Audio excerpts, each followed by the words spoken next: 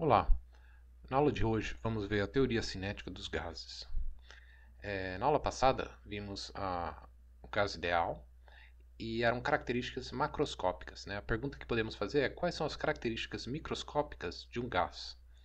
Então, sabemos que a macroscópica do gás ideal é PV igual a nRT e para trabalhar esse modelo precisamos inicialmente de algumas suposições. A primeira delas é que há grandes separações entre as moléculas, quando comparadas às dimensões moleculares, ou seja, as moléculas, né, vão ocupar um volume insignificante do nosso recipiente.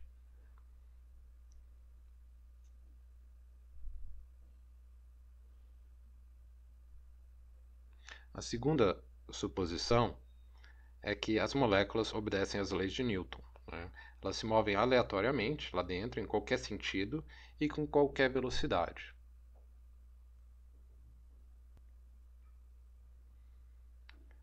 A terceira suposição é que as interações entre moléculas são de curto alcance durante as colisões elásticas, né? Especialmente contra as paredes do recipiente. Então podemos desenhar aqui a parede, a ideia é que a molécula vá colida e não que ela vá sentindo alguma interação ao longo e já vai desviando a sua trajetória. A quarta suposição é que todas as moléculas, que as moléculas contidas, né, de um gás são todas idênticas, ou seja, tudo de uma substância pura. Então, dadas essas suposições, podemos começar a construir o nosso modelo. O modelo físico ele será composto de uma caixa, onde dentro dela será contido o nosso gás. Então, vou desenhar aqui os eixos, sistema de eixos.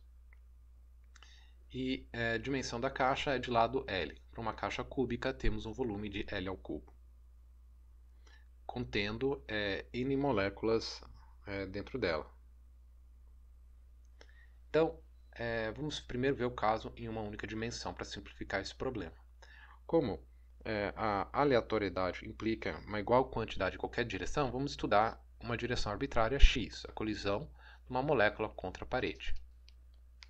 Então, desenhando aqui, ela incidindo e ricocheteando na parede, podemos escrever a troca de momento na direção x como sendo essa componente do momento, né, da velocidade ao longo dessa direção x. Então, como está indo no sentido contrário do eixo que eu desenhei, é menos o momento inicial que estava na direção positiva. Então, a variação de momento é menos 2 massa da molécula vezes a componente da velocidade x da iésima molécula. E da segunda lei de Newton, sabemos que a força é a variação do momento no tempo, né?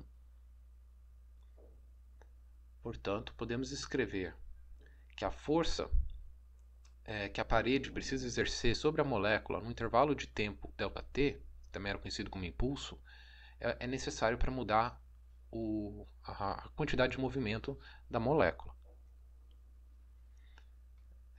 Essa força que a parede exerce também vocês lembram né, dela sendo chamada como, por exemplo, de força externa. E esse ΔT, como podemos estimar que valor ele seria? Vamos imaginar então as duas paredes e a molécula que vai colidir contra a parede.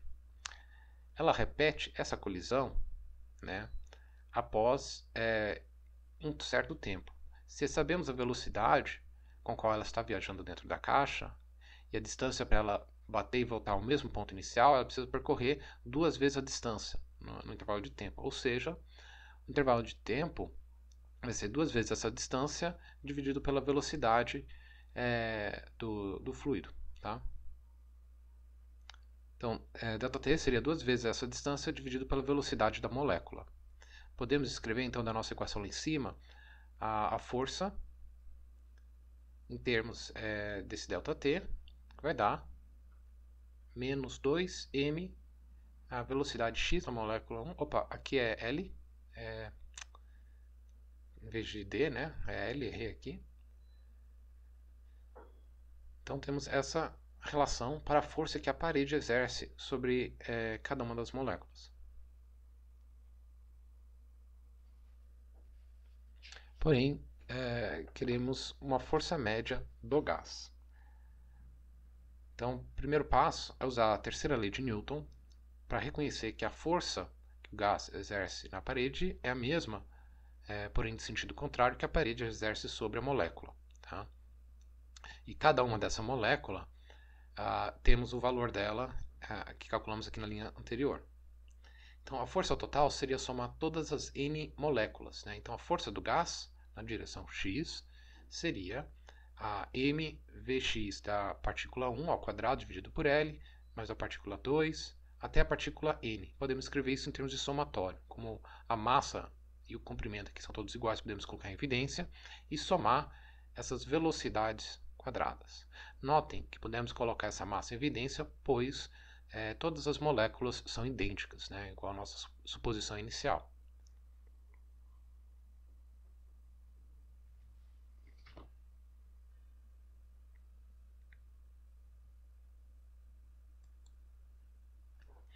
Para N moléculas,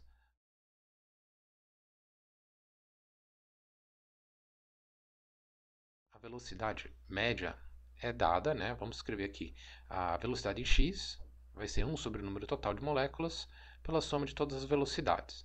Né? Então, vou colocar essa barra aqui para indicar a velocidade média, e se for a velocidade ao quadrado, é a mesma equação. Somamos apenas a velocidade, as velocidades quadradas de cada molécula.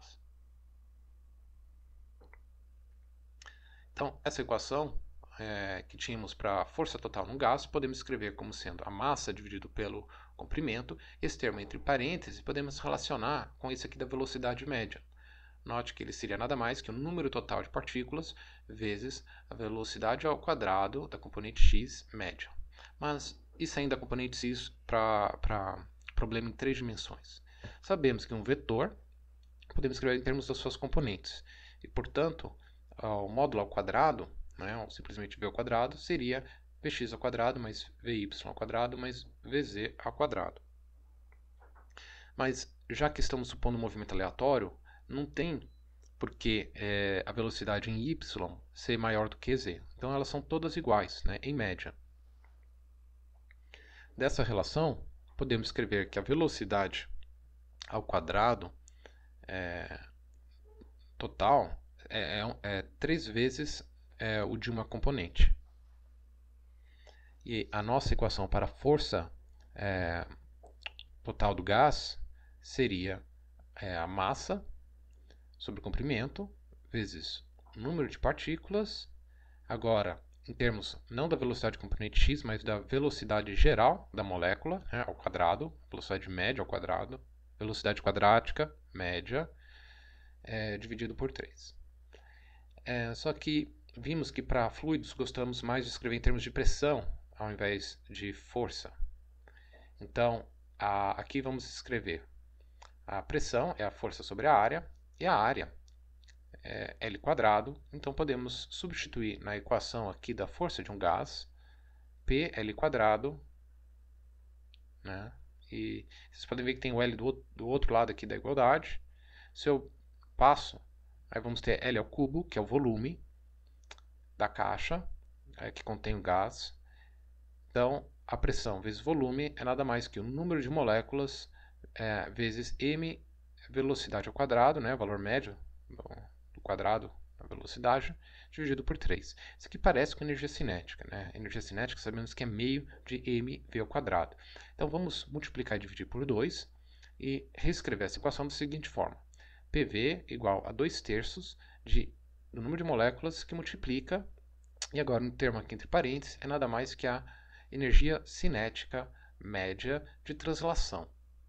Porque em mecânicos vimos que tínhamos energia cinética de rotação também. Porém, consideramos partículas bem pequenas, moléculas pequenas, somente translação aqui.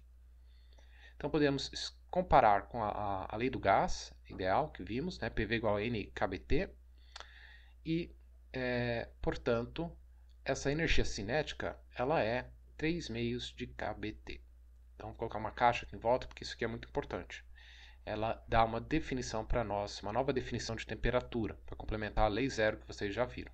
Ou seja, relaciona a temperatura com a energia cinética média das moléculas de um gás. E vocês podem notar que caso a temperatura aqui vá para o zero absoluto, corresponde a um sistema totalmente parado, sem nenhuma energia cinética.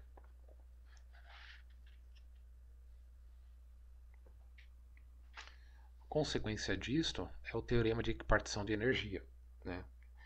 Lembre que relacionamos a componente da velocidade ao quadrado média com a velocidade total ao quadrado, né? Sem ser a componente, a resultante. E isso implica que cada um dos termos da energia cinética tem iguais contribuições. E já que na equação aqui em cima, onde colocamos o quadrado é 3 meios, cada um tem 1 meio de kBt. Como temos apenas 3 graus de liberdade de translação, essa energia total de 3 meios de kBt é dividido para cada um desses graus de liberdade, ou seja, meio de kBt por molécula para cada grau. Ou pode-se dizer, de acordo com o enunciado do teorema de equipartição de energia, que a energia de um sistema em equilíbrio térmico está igualmente dividida entre todos os graus de liberdade. E por hoje terminamos aqui. Até a próxima.